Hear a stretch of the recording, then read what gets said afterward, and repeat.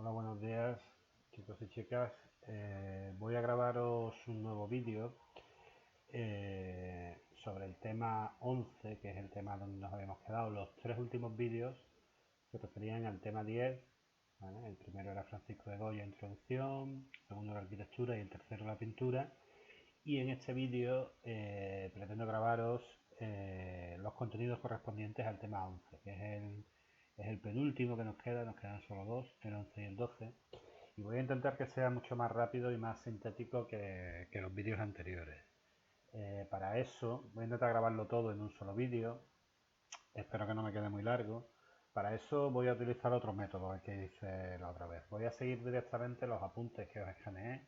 ¿Vale? Ya estos últimos apuntes los he hecho escaneando libros de texto y os lo he ido subrayando. En realidad vosotros tenéis que, bueno, sabéis que los exámenes de selectividad o los exámenes del curso son de redacción, por lo tanto vosotros tenéis que leerlo todo, pero yo os he ido subrayando, leerlo y estudiarlo todo, pero yo os he ido subrayando las principales ideas para que sirva un poco de guía, tanto para mí para explicar el tema, como para vosotros a la hora de estudiarlo, para que lo tengáis un poco esquematizado. ¿Vale? El tema consta solo de tres puntos, uno dedicado a la escultura, otro a la arquitectura y otro a la pintura, pero es bastante denso. ¿Vale? Se llama La ruptura de la tradición, el arte de la primera mitad del siglo XX, y la principal característica de este arte es precisamente la ruptura con toda la tradición, al menos con la tradición que venía del Renacimiento y que, como ya vimos, se consolidó en el academicismo. La principal tendencia del arte del siglo XX es una ruptura total con esa tradición y la aparición de nuevos movimientos que duran menos tiempo, que duran años o meses, que se llaman vanguardias. ¿Vale? Ya vimos algunas de ellas en el tema anterior, vimos el impresionismo y el postimpresionismo, pero el periodo de vanguardia histórica, o sea, el término vanguardia histórica se refiere a esto que vamos a ver, especialmente en pintura. ¿Vale? Bueno, pues empezamos. El punto uno se llama Escultura, innovaciones en materiales y técnicas y pues nos centramos en lo que nos dice este enunciado, que como sabéis es el enunciado de la PAU. Siempre digo selectividad, pero es la prueba de acceso a la universidad. Eh, Hay dos características principales. Bueno, el título se refiere a una de ellas, al uso de nuevos materiales y técnicas, que lo vamos a ver, pero en el aspecto formal, en el aspecto estilístico, son dos elementos, bueno, esto sintetiza solo una muy pequeña parte de la arquitectura de la escultura que se hace en el siglo XX. Nos vamos a centrar solo en las primeras rupturas con esa tradición escultórica que venía del Renacimiento. Como os digo, un aspecto a destacar es el uso de nuevos materiales y técnicas, pero en el ámbito formal los principales cambios son la aparición del hueco como elemento escultórico y la aparición del movimiento. ¿Vale? Empezando por el hueco, bueno, pues hasta este momento la escultura era una masa donde los elementos formales y estéticos eran el volumen que ocupaba esa masa. Esa masa se empieza a, digamos, perforar, y esas perforaciones, esos huecos, empiezan a constituirse como un elemento expresivo más de la escultura. ¿Vale? El artista que primero utiliza esta técnica innovadora sería Alexander Archipenko, un, un escultor ruso, ¿vale? Que lo veis aquí, está muy influido por el cubismo. El cubismo lo vamos a ver más adelante. En pintura, cuando hablemos de pintura, hablaremos del cubismo, pero bueno, os adelanto que la principal característica es su preocupación por los volúmenes geométricos y cubos, un poco continuando lo que vimos en el tema anterior que había hecho Cézanne. ¿Vale? Bueno, pues aplicado a la arquitectura, esa superposición de diferentes puntos de vista y de elementos volumétricos o geométricos da como resultado este tipo de composiciones. Esta es una obra suya que se llama Mujer andando, y usando también, como veis aquí en el cuerpo y en la cara, el hueco como otra forma de crear elementos, ¿no? Elementos de la composición es el vacío como una parte de la escultura, ¿vale? Este digamos que es el primer artista que utiliza este elemento. Luego vamos a hablar de otros dos artistas directamente influidos por Pablo Picasso, que lo veremos más adelante, que son Julio González y Pablo Gargallo. Con respecto a Julio González, es un poco parecido a Archipenko y crea obras más simbólicas, más abstractas que figurativas, ¿vale? Con carácter, como dice aquí, afilado y abrupto. Aquí tenéis un ejemplo, la de la izquierda, un poquito más pequeño para que se vea entera.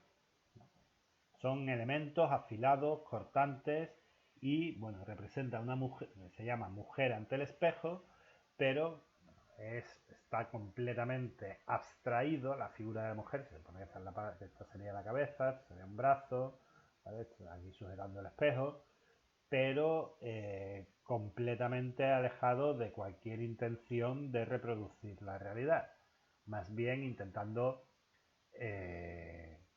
abstraerla, ¿vale? Destaca por el uso de elementos puntiagudos, afilados y, como vemos, el uso de huecos como parte integrante de la composición. El otro escultor español que se inserta dentro de esta tendencia es Gargallo, que sí permanece más fiel a la figuración y cuya obra más famosa es esta, El Profeta. Aquí la veis. Igual, ¿no? Este sí es un poco más figurativo, si aquí se reconocen, por ejemplo, lo veis aquí en las piernas y en los pies, elementos más cercanos a la realidad, pero también utilizando el hueco y el punto de vista como elementos compositivos. Esto otorga a la escultura un aspecto muy, o sea, un elemento muy dinámico, digamos, porque en función del punto de vista que tú tengas, la apariencia de la figura cambia completamente. Sobre todo, esos huecos no es igual verlo de frente que verlo de perfil, que verlo por detrás. Dependiendo desde dónde lo veas, los huecos crean una forma u otra, ¿no? Es muy importante, tienen muy en cuenta las distintas apariencias que tienen las culturas en función de dónde está el observador. Esto es aplicable a todas las esculturas que utilicen esta técnica, ¿vale? Eso con respecto a el hueco. La otra gran innovación, voy a poner un poquito más grande, la otra gran innovación formal de esta época es el uso del movimiento. Esculturas que no son estáticas, sino que incluyen el movimiento en ellas. El artista más destacado y más característico de esta tendencia es sin duda Alexander Calder. Sus obras él le llamó mobiles, ¿vale? Porque el norteamericano lo haría en inglés. Y hablando de esa característica destacada, que es que influye en el movimiento. En concreto, Calder lo que hace son una serie de elementos constituyentes, como dice aquí, pétalos, discos y palmas, que recuerdan a elementos vegetales, que las une mediante alambres y las cuelga del techo. De manera que con el viento, ese movimiento, ¿vale? El movimiento del viento o del aire hace que estas obras, estos elementos, estos alambres, se muevan e introduzcan como elemento de la obra no ya tanto el movimiento del espectador alrededor de ella, sino el movimiento de la propia obra, ¿vale?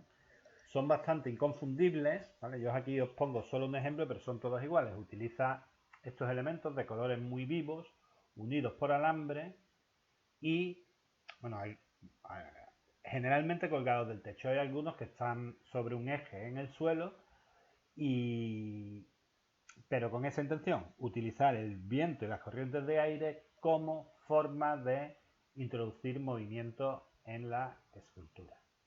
¿Vale? Vale, pues esto con lo que respecta a las nuevas técnicas. Bueno, os leéis todo esto, ¿vale? Que yo no lo subraye, no quiere decir que vosotros no lo tengáis que tener en cuenta. Yo subrayo un poco lo que me sirve de guía, ¿vale? De guía y de síntesis de la obra. Eso es lo que eso es lo que vamos a estudiar con respecto a la escultura. Pasamos ya directamente al punto 2, que es la arquitectura.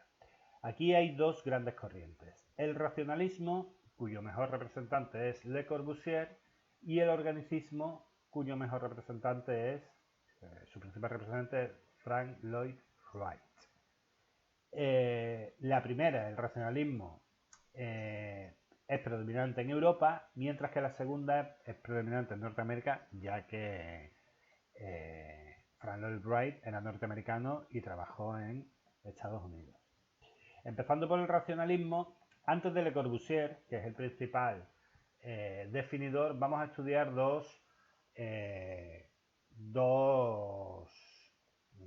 más que dos autores, dos grupos, ¿vale? Dos grupos de autores, dos escuelas, digamos. Y luego entraremos con Le Corbusier. Pero antes vamos a ver cuáles son las características principales. Como su propio nombre indica, es una arquitectura basada en la razón, racional, pero no en el sentido de que utilizaban en la Ilustración, que recurrió al neoclasicismo, sino en el sentido de su utilidad. Es una arquitectura sobre todo utilitaria y funcional. Se centra sobre todo en dar una respuesta adecuada a las necesidades y a las funciones que va a hacer que va a necesitar la arquitectura, ¿vale? Como resultado son edificios geométricos, esqueletos geométricos de hierro y hormigón armado, que permite esos nuevos materiales técnicos permiten, un poco como se hizo en el gótico, eliminar el papel de los muros y ser sustituidos por cristal, ¿vale? Habréis visto 1000 millones de edificios basados en esta corriente. Pero lo que quiero que os quede claro es que la arquitectura no está tanto concebida como un arte cuya misión es proporcionar placer estético, sino como una herramienta. Le Corbusier hablaba de máquinas, como una máquina destinada a cumplir una función. Lo importante es la función. El aspecto estético es lo de menos. O, en todo caso, deriva de la disposición racional de esos elementos, ¿vale? Lo que destierran totalmente es la ornamentación. Cualquier adorno en un edificio, de hecho, creo que fue Le Corbusier el que tiene un tratado que se llama Ornamento y Delito. Para ellos era anatema, estaba como prohibido poner cualquier moldura, cualquier columna, cualquier capitel, cualquier elemento que no fuera funcional, que no tuviera una función puramente arquitectónica de crear un espacio, ¿vale? Son edificios completamente desornamentados. Eso no quiere decir que sean feos, ¿vale? Se puede conseguir belleza, hay objetos funcionales que son bellos, pero no están decorados, no están adornados. Solo lo que sirve para algo se utiliza. Lo que no sirve para nada se descarta, ¿vale? Por tanto, van a dar lugar a edificios que tienden a la línea recta, que tienden a la geometrización, que tienden a la funcionalidad. Como os digo, hay dos antecedentes importantes. El primero es la escuela de la Bauhaus, ¿vale? La Bauhaus es una escuela alemana de arquitectura fundada por un arquitecto que se llama Walter Gropius, y el edificio más representativo de esta escuela es precisamente su sede en Dessau. Bueno, la escuela, la Bauhaus, primero se fundó en la ciudad de Weimar, pero luego se traslada en 1933, en 1933, sí, no indica en qué fecha, no me sé en qué fecha, pero luego se traslada a la ciudad alemana de Dessau. Bueno, pues el edificio que se construye para esa ciudad es, digamos, el edificio más característico de esta escuela. Esta es la sede de la Bauhaus. Y veis, aquí si os ponéis este edificio, pues mirad, aquí tenéis la chuleta, Bauhaus. ¿Vale? Esta fue la sede de la escuela de arquitectura. Aquí os explica un poco la disposición.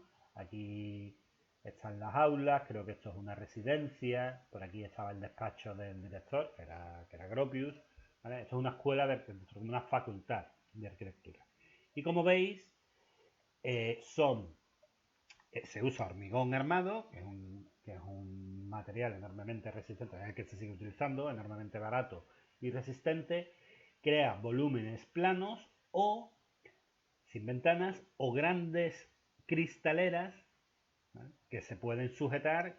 Esto no sujeta, evidentemente, gracias a esa estructura de hormigón armado que está en el interior. ¿Vale? Líneas rectas, ¿vale?, líneas completamente rectas, completamente funcionales y racionales. Aquí es bello. Bueno, nos puede parecer bello o feo. La mayoría de los edificios que veis en las ciudades son de esta línea. No buscan crear un monumento, un edificio memorable, buscan crear un edificio útil y funcional. ¿Es bello? Bueno, va en gustos, ¿vale? Va en gustos. Alguien puede encontrar belleza en estas líneas geométricas, pero esa no es la intención. Y desde luego aquí no hay nada que sea decorativo. Todo es utilitario, ¿vale? Si tenemos un muro blanco en el que por lo que sea no vamos a poner ventanas, lo dejamos entero blanco. No ponemos una moldura, no ponemos una columna, una columnata, no lo adornamos. No hay ninguna ornamentación. Esa es la esencia de este estilo, del estilo racionalista. ¿Vale? Otro grupo de previos a Le Corbusier de arquitectos que siguen esa tendencia es el grupo de Stijl. No sé cómo se pronuncia el holandés, porque es un grupo holandés que se llama el estilo. Aquí sí hay una cierta búsqueda de esteticismo, pero es un esteticismo completamente geométrico, basado en las pinturas de un pintor, Mondrian, que no sé si lo vamos a dar en el último tema, yo creo que sí, y que se basa en, voy a buscar una pintura de Mondrian para que lo veamos.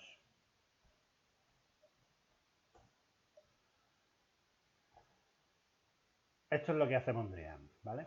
Son cuadros completamente abstractos, cuadros completamente, a ver, imágenes, aquí los tenéis, este por ejemplo, ¿vale? Completamente abstractos, que baratito, seguramente no es un original, basados en líneas rectas y campos de color puro. Y es las proporciones entre esos campos, entre esas figuras geométricas, cuadrados y rectángulos, lo que produce una sensación de estética, de placer estético. Es las sensaciones que nos producen los colores y las sensaciones de estas figuras geométricas, pero siempre basado en líneas rectas y figuras geométricas. Bueno, pues esa es la principal influencia de este grupo, ¿vale? A eso se refiere cuando hablamos de el geometrismo del pintor Mondrian, y hace obras como esta, ¿vale? Esto es una casa de un arquitecto llamado Rietveld, uno de los representantes de este grupo, del grupo de Stijl, y como veis es completamente racional, completamente funcional, ¿vale? Son muros y ventanas, muros y huecos, una estructura de hormigón que hace que se pueda sustituir el hueco por ventanas. Esto, por ejemplo, todo esto es un gran ventanal, porque ¿cuál es la intención?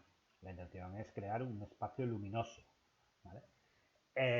Y las partes que no, pues son simplemente muros huecos. Pero la disposición de estos elementos, la disposición del balcón, de este pilar central de estos balcones, sí crea una especie de geometrismo a base de cuadrados, rectángulos y líneas rectas que recuerda a los cuadros de Mondrian. Bien, continuamos. Pasamos ya directamente a Le Corbusier, que es el pintor más, el arquitecto más representativo y que más hizo por difundir este estilo, ¿vale? Él no es solo arquitecto, también es un teórico y un urbanista, ¿vale? Teórico significa que escribe libros teóricos sobre arquitectura, urbanista, que diseña ciudades, y arquitecto, bueno, que levanta edificios. Como teórico, él propone el uso de un canon. Os recuerdo que es el canon, es lo mismo que utilizaban los griegos. Es un módulo que es digamos, la unidad de la que parten todas las dimensiones del edificio. Es decir, las dimensiones no se miden en metros o en centímetros, sino en módulos. Esta ventana tiene 2 módulos y medio. Esta ventana tiene 5 módulos y medio. Eso es a lo que él le llama el modulor, ¿vale? El modulor que, como vimos, ya lo utilizaban tanto los arquitectos como los escultores griegos, ¿vale?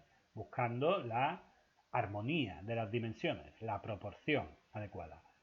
Su módulo, el modulor, lo fija en 2,16 metros, que es el equivalente a la altura de un hombre de unos 75 metros de estatura con el brazo alzado. Creo que por aquí lo tengo. Esto es la presentación, que la tenéis también colgada y que es común a este tema y al siguiente, ¿vale? Aquí tenéis el módulo. Esto sería, digamos, el 1 para cualquier elemento del edificio, que luego se subdivide en otras pequeñas proporciones, ¿vale?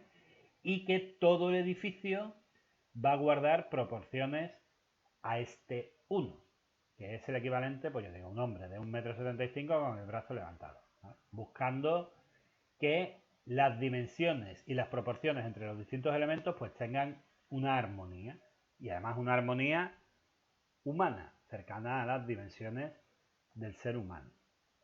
Vale.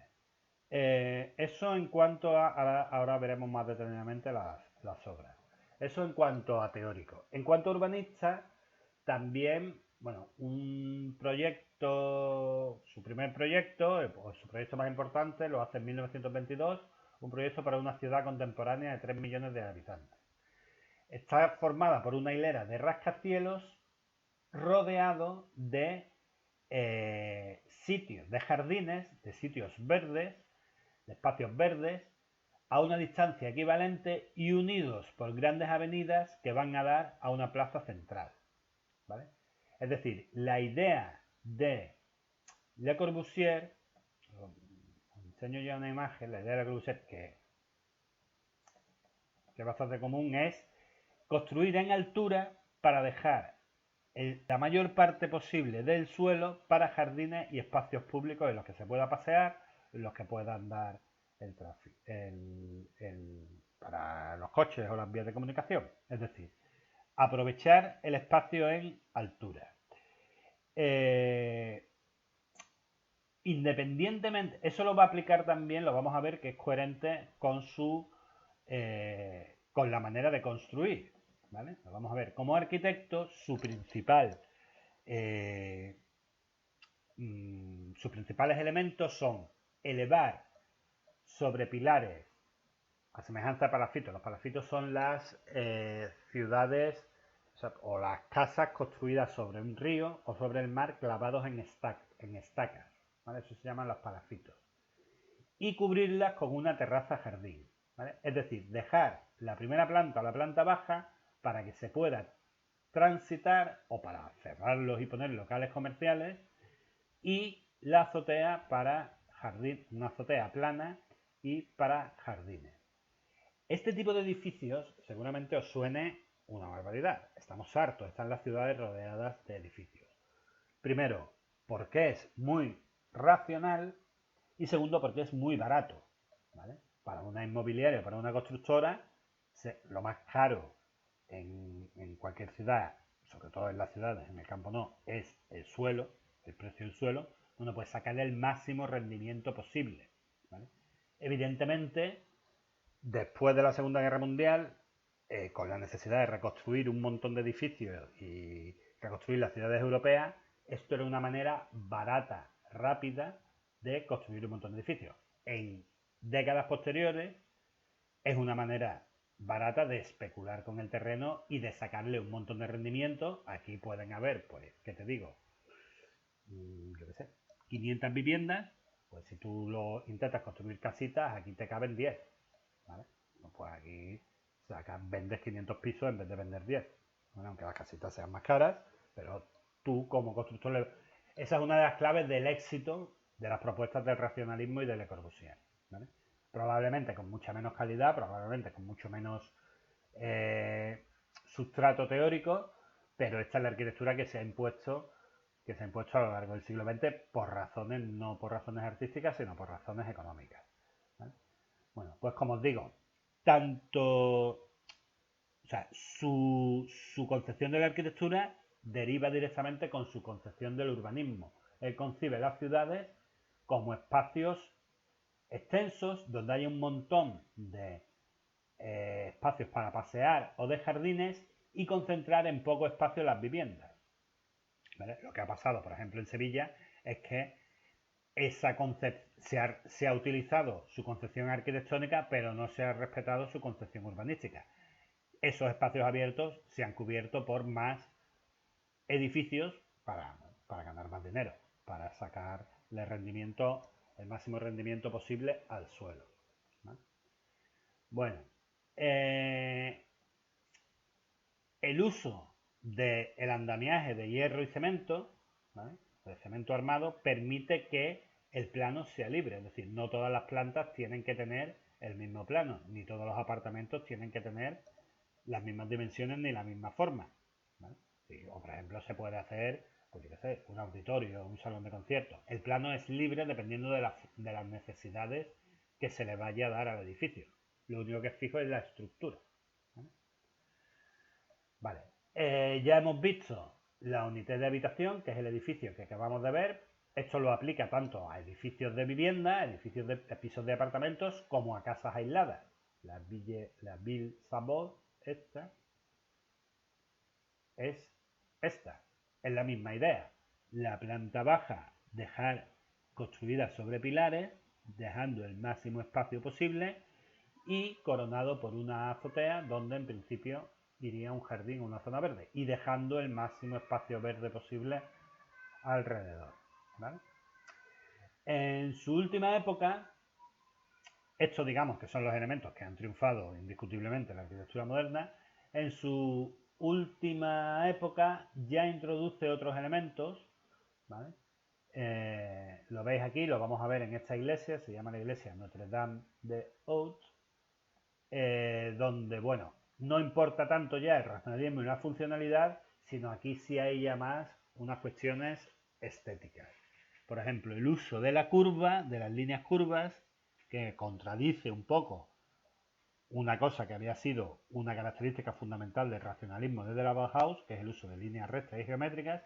Aquí Le Corbusier en su última época ya utiliza las curvas y el uso de los materiales del hormigón de manera cruda, tal como sale del forjado, sin ningún revestimiento y sin ninguna ornamentación, ¿vale? En los muros no, los muros sí se han pintado de blanco, pero en este enorme alero, este enorme tejado, pues sí se deja el hormigón tal como sale del forjado, ¿vale? El hormigón es, bueno, supongo que todos sabéis lo que es, se mezcla arena, cal y agua, se remueve en una hormigonera y luego se vierte cuando está fresco en un forjado, que se llama, en un molde, ¿vale? Cuando ese hormigón se seca, se retira el forjado y se queda la forma. El hormigón, la ventaja que tiene es enormemente flexible, enormemente resistente y que pesa muy poco y te permite hacer estos enormes aleros, ¿vale?, que no se caigan. Este hormigón no es el hormigón que usaban los romanos, es hormigón armado. ¿Qué significa armado? Que en su interior lleva unas varillas de acero que son los que lo sujetan, ¿vale? Armado significa que en su interior está reforzado por varillas de acero. Eso lo podéis ver en cualquier obra por la que paséis, cuáles son esas varillas que sujetan por dentro el hormigón.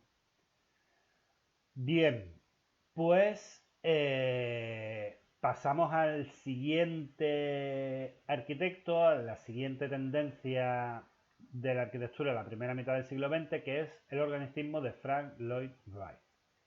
Hay dos grandes preocupaciones que presiden la obra de este arquitecto, que es la armonía y la integración con el paisaje y con la naturaleza y que el cliente se sienta realizado, pero no realizado como en el racionalismo que sea útil, sino que se sienta a gusto, que se sienta integrado. ¿Vale? Son dos caras de la misma moneda. ¿Vale? Como estar en la naturaleza es una visión. Frank Lloyd Wright estaba completamente, le horrorizaba el racionalismo, le parecía feo, horrible e inhumano y quería hacer algo orgánico, de ahí viene organicismo, algo más cercano a cómo es los seres vivos o cómo es la naturaleza, ¿vale? Con líneas curvas, bueno, ya veremos cuáles son las características, ¿vale? Pero sus intenciones son la integración con la naturaleza, la integración con el paisaje y crear un ambiente agradable en el que uno se pueda sentir a gusto. No que solo que sea útil, sino también sea agradable. ¿Vale? Que busca la realización, que en el interior de sus edificios uno se sienta realizado. ¿Vale? Vale, tiene dos etapas su obra. No vamos a entrar un poco en su biografía, nos vamos a centrar solo en su obra. En la primera, lo que le hace famoso son las llamadas Prairie House o las casas de la pradera, que son unas casas unifamiliares donde la principal característica es eso, su integración con la naturaleza. Con respecto al plano, tienen forma de cruz para que, digamos, sean ambientes muy habitables y muy cómodos de habitar, donde todo esté cerca, esté a mano, esté interrelacionado. ¿Vale? Eso no se aprecia tanto en las fotos, lo que sí se aprecia es esa característica que es su integración en la naturaleza. No, esta no es, esta es la casa cascara, a ver si aquí os puedo enseñar una de estas. Esto ya lo hemos visto, esto es Le Corbusier, esto es Le Corbusier, vale, Frank Lloyd Wright. Esta es, bueno, este es su estudio, como veis, una típica casa americana donde el jardín, el huerto, jardín tanto por delante, por detrás, y la integración de los árboles y la naturaleza está muy presente, o aquí, ¿vale? Eso, cristaleras, aleros, crear sombras, crear broche, crear espacios para estar a gusto y mucho árbol, mucho jardín, una integración completa en la naturaleza. Esas son sus dos principales preocupaciones en esta primera etapa. ¿Vale? Luego hay una etapa intermedia donde biográficamente, bueno, Frank Lloyd Wright se convirtió como una especie de figura del corazón, se casó con varias famosas, su mujer se fugó y le dejó tirado. Bueno, una historia que no nos interesa. Aquí os cuenta un poco sobre su vida. Pero bueno, lo que sí nos interesa es que en las últimas etapas, en la última etapa de su vida es cuando hace sus obras más famosas. Empieza, las obras que le han hecho famoso las hace a partir de los 70 años. La obra, probablemente su obra más famosa es la llamada Casa de la Cascada, que está literalmente encima de una cascada. ¿Vale? Esta casa sobre la cascada. Aquí resume todas sus preocupaciones, esa integración en la naturaleza, crear un ambiente cálido, acogedor, es el ideal de casa para relajarte con el murmullo del agua, con, bueno, yo supongo un poco de humedad si tiene que tener, pero bueno, eso en la foto queda mucho mejor que habitada en la realidad. Esta obra fue todo un hallazgo, sobre todo de ingeniería. ¿Vale? Lleva hasta el límite las capacidades del hormigón y su capacidad del hormigón armado como alero voladizo sin ningún sustento. Fijaros la distancia que hay desde los pilares hasta el borde del balcón. Está literalmente suspendida en el aire, volando, de ahí la palabra voladizo, sobre la cascada y es de enormes dimensiones. Bueno, es solo esta habitación. El resto de la casa está aquí, que se accede por una casa, digamos, normal. Pero pero técnicamente, de hecho, bueno, cuenta la leyenda que los obreros, que él mismo tuvo que quitar el forjado ¿vale? Tuvo que quitar los pilares que sujetaban este alero porque los obreros no se atrevían a meterse debajo porque creían que se les iba a caer encima, ¿vale? Y al final no se cayó y ahí sigue de pie. Es una proeza de ingeniería que todo este peso, todo el peso de esta habitación esté suspendido en el aire, esté, digamos, clavado no clavado horizontalmente, sino verticalmente, ¿vale? Y no se caiga. Lleva hasta el límite posible la resistencia de los materiales. Pero arquitectónicamente lo que Frank Lloyd también lleva al extremo y buscaba es la integración total de la casa en un entorno natural. ¿Vale? Vale. Bueno. Ya os he contado todo eso, apura al máximo las posibilidades estructurales de los grandes voladizos de hormigón, es lo que acabo de contar, ¿vale? Y es el ideal de reposo y aislamiento y contacto con la naturaleza. Vale. Otro edificio que hace es la sede social de la compañía John Watts en la ciudad de Racine, en Wisconsin. ¿Vale? Como he subrayado, está dominada por elementos curvilíneos y la planta dedicada a oficinas es de ladrillo y carece de ventanas, pero mete una serie de soportes en forma de columnas delgadísimas que se ensanchan en la parte superior, adoptando la forma de seta. Y lo cubre todo con un techo translúcido, con un techo transparente, de vidrio o de otro cristal similar. A ver, esta también os la tengo que buscar. Esta obra, un segundito. Esta obra la tenéis aquí en la presentación. Mirad, está en la casa de la cascada, ¿vale? Vista desde arriba.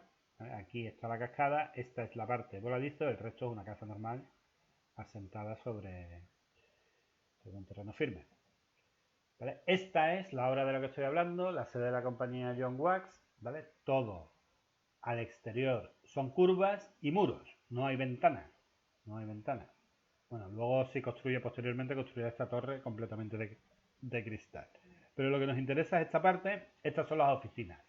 No hay ventanas, ¿cómo entra la luz? Pues la luz entra desde el techo. El techo es translúcido, transparente. Y se sujeta mediante estas columnas delgadísimas que se abren arriba. Por eso se le llama como organismos, son formas orgánicas, como formas de la naturaleza. Y esa búsqueda de que el habitante se sienta realizado en su interior, pues se consigue perfectamente cuando esta iluminación es lo más parecido a una iluminación natural en la que tú estás en la naturaleza, pues digamos, dentro de un bosque. Estás a la sombra porque esto te produce sombra, pero la luz te viene desde arriba. La luz te viene de arriba abajo. Además no gasta y es luz natural. ¿Vale? Evidentemente todos estos edificios están muy bien, quedan muy bien en las revistas, pero claro, luego hay que ver dónde se construye. Tú construyes esto en Wisconsin y muy bien, ¿verdad? Ponte tú aquí en agosto en Sevilla a las 4 de la tarde, te puedes dar el sarampión menujito. Pero bueno, eso es otra cuestión. ¿Vale? Bueno, el último edificio y probablemente el edificio que le hizo más famoso es el Museo Guggenheim de Nueva York. ¿Vale? La galería, es decir, es un museo donde se exponen los cuadros, es una espiral continua en rampa que se desarrolla en torno a un hueco central, cubierto por una cúpula sobre nervios que permite la iluminación natural. El visitante sube un ascensor al ático desde donde inicia el recorrido, es decir, uno de los problemas de los museos es que uno se harta de andar y se va cansando. ¿Cómo soluciona, qué idea se le ocurre a Frank Lloyd Wright para que ese edificio se adapte, haga que su habitante se sienta realizado y lo utilice de manera agradable? Bueno, pues en primer lugar, igual que hemos visto en el edificio anterior, esto se cubre por una cúpula que permite la iluminación natural. ¿Vale? Desde el techo entra luz que inunda todo el edificio. Y la exposición, porque esto es un museo, se ve, tú coges el ascensor, te subes a la última planta y vas bajando en forma de espiral siempre cuesta abajo y vas recorriendo todo el museo en cuesta abajo, lo que te hace mucho más cómodo, menos cansado y menos agotador el recorrido. Es como una gran espiral, una gran hélice que se recorre cuesta abajo.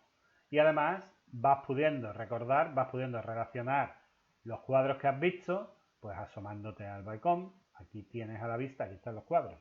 Se ven los cuadros. ¿Vale? Puedes ir recordando lo que has visto y poniendo en relación unos cuadros con otros.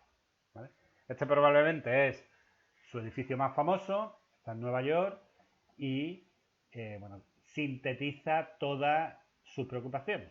Bueno, hombre, probablemente integrarlo en la naturaleza en Nueva York es imposible, pero sí esa sensación de crear edificios no solo funcionales, sino edificios también agradables, muy agradables, donde el habitante se pueda sentir realizado. Bueno, llevo ya 40 minutos de vídeo y como os dije no quiero hacerme muy pesado, no quiero que se os haga muy pesado también a vosotros los vídeos, así que voy a pararlo aquí y en breve os mandaré otro nuevo vídeo donde hablemos de lo que nos queda, que es solamente el punto de la pintura. Así que nada, un saludo y nos vemos en el próximo vídeo.